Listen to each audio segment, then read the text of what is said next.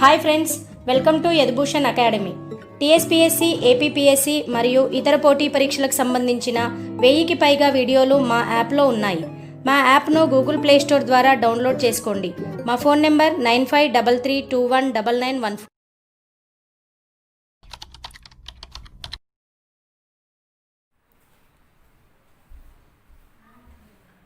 Hi friends, today we are discussing about the Telangana Municipal Examination special classes. We are in the 50th class number 50. In the last classes we were discussing about the Telangana Municipal Act 2019. This Telangana Municipal Act 2019 has 7 chapters. We have discussed the first chapter, that is preliminary and definitions. It has a definition of 107 most important words that are occurring in this act very recently. So we have discussed each and every word in both Telugu and English language.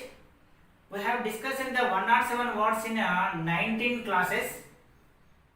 Next we have started the chapter 2, that is the constitution and composition of municipalities. Chapter number 2. We have started the chapter 2 from class number 20. This is the biggest chapter in this act because this chapter has 79 sections out of total 300 sections. This act has more than 300 sections, but only this second chapter contains 79 sections. So it is the biggest and largest chapter. If we have understood this chapter, then we can gain each and every mark from this municipal act when it is asking in the examinations. Now we are dealing with each and every section wise. In this section we are presently discussing about the section number 52, which is describing about the duties and responsibilities of a municipality.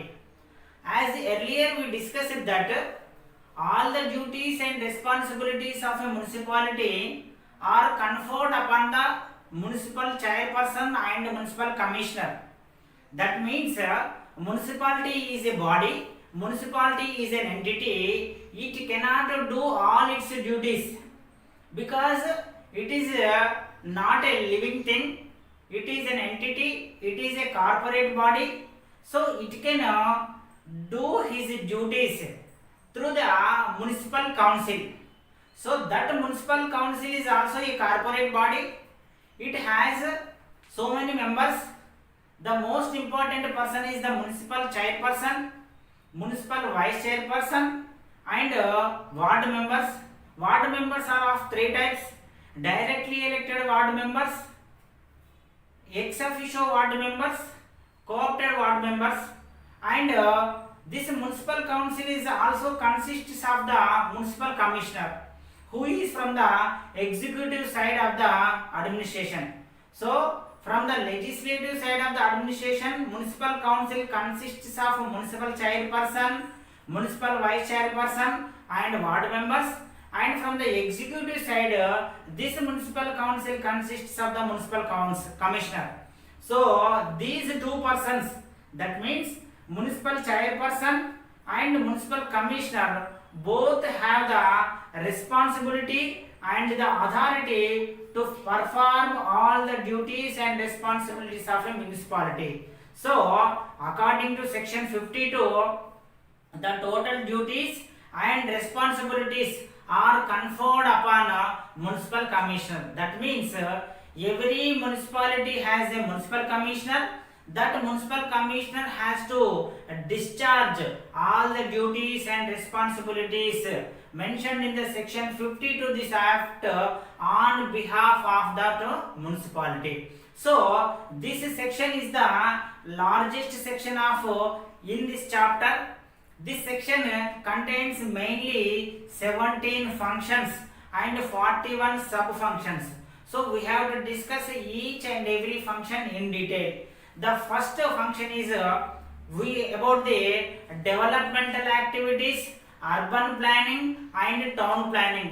In this urban planning, town planning and developmental activities, the main responsibility of the municipal commissioner is to prepare a master plan for that municipality. That means he has to prepare a detailed project report for the developmental activities of a municipality, that is to be mentioned in the master plan. Master plan means a municipality has to expand its directions and expand its lands and expand its area within the coming 20 years or 25 years or 30 years. That means a municipal commissioner has to study, has to make a detailed project report of a master plan which should include a plan for the upcoming 30 years.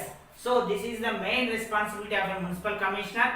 So he has to maintain a detailed project report, and this detailed project report is one of the part of the master plan. He has to maintain that master plan and he has to expand the master plan also. And every municipality is maintaining so much schemes and so much plans about developmental activities, developmental plans.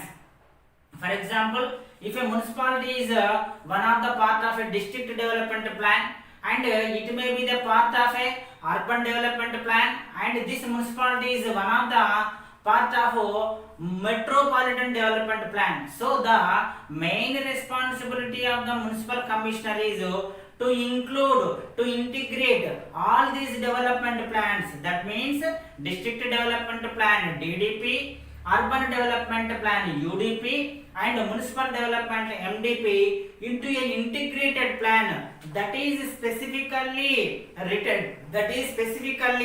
written to for the purpose of that municipality. So he has to integrate all the development plans into that municipality. This is the main function, that is about the construction and maintenance of developmental activities. And in the further sections we are discussing about the construction of new buildings and construction of roads, everything that are for the public safety, the commissioner has to respond. And in that act we are describing many issues. Those issues are maintained here. Regulations of the markets, that means there should be vegetable markets, fruits markets and flesh markets. They should be according to the sanitation conditions of the high standards. He has to regulate all these markets. Market means the markets which are registered with the municipality and to be regularized by the municipality only. Every market should be registered with that municipality. And the municipal commissioner has to do a survey of lands and buildings. The lands and buildings which are located in the area of municipality, he has to make a detailed and complete study of the land and buildings. And he has to maintain a geographical information systems. That means a computer database system, that is a geographical information system. In that geographical information system, he has to include appropriate maps and records of lands which are to be prepared and maintained by the municipal commissioner himself.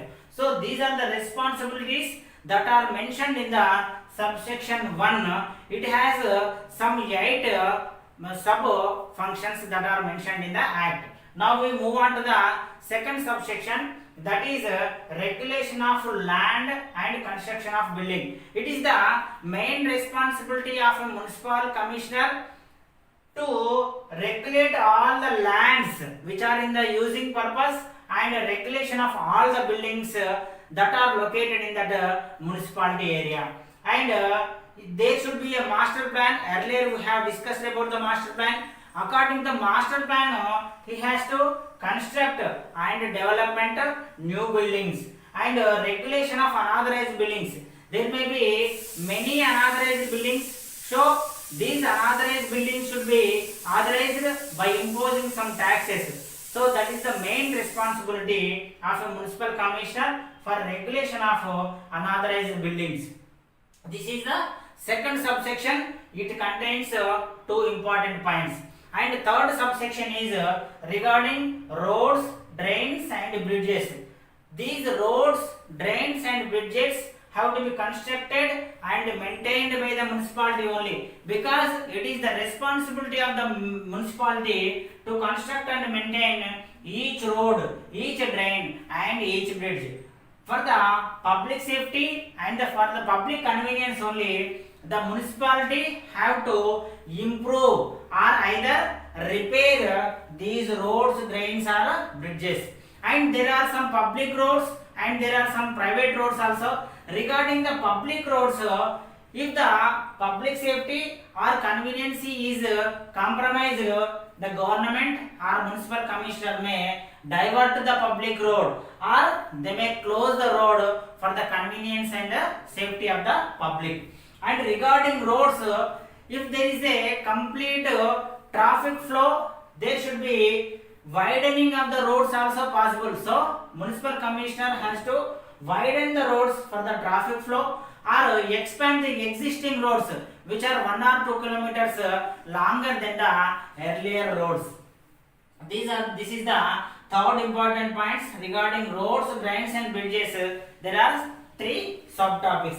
And the fourth topic is water supply. Water supply is the most important function of a municipality. For the daily purpose, the commissioner has to look into the water supply every day. The water supply has been classified into 3 purposes.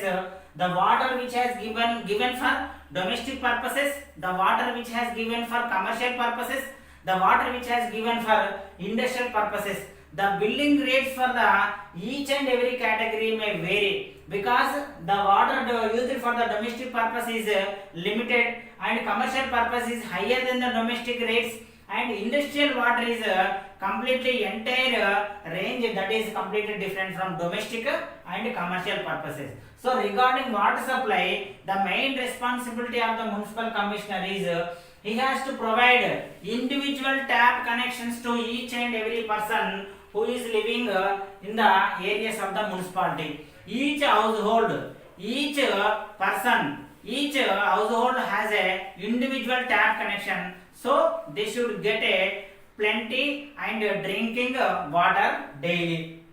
And secondly, non-revenue water, reduce the non-revenue water. We have discussed about the non-revenue water in the introduction classes. What is the non-revenue water? Non-revenue water means municipality is giving water to the people at some cost.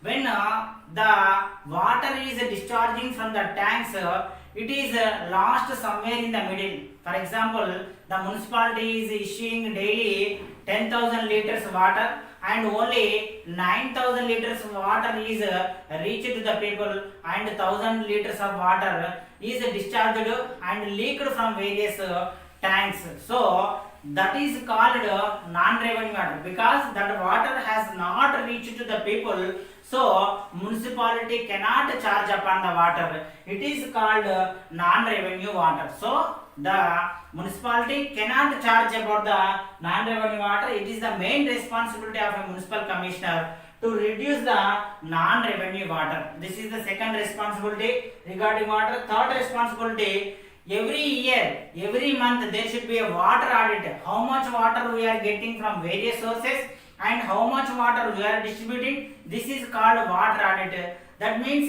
more water is required in summer seasons and less water is required for winter seasons. These are the water calculations. Water audits. If water audit is not done properly, the people in the municipal areas will be facing too much trouble regarding water problem. The fourth one is the municipality has to maintain a geographical information system. Likewise, they are maintaining about the lands and buildings. These water connections, all the water connections given in that municipal area, whether they may be domestic water tap connections or commercial water tap connections or industrial water tap connections, all are to be integrated into a network. It is called a geographical information system, water network. Through network we can assess that how much water is being used by the household people, how much water is being used by the commercial purposes, how much water the industries are getting daily. So this is the GIS water network that should be maintained by the municipality. And the fifth one is the municipality has to regulate and record the assets that are relating to the water supply. That is the database. Database means the total assets which are to be maintained for the water supply. So these are the most important points which are mentioned in the section 52, duties and responsibilities of a municipality. Municipality alone cannot do all these duties, so municipal commissioner has to do all these responsibilities and duties on the behalf of the municipality.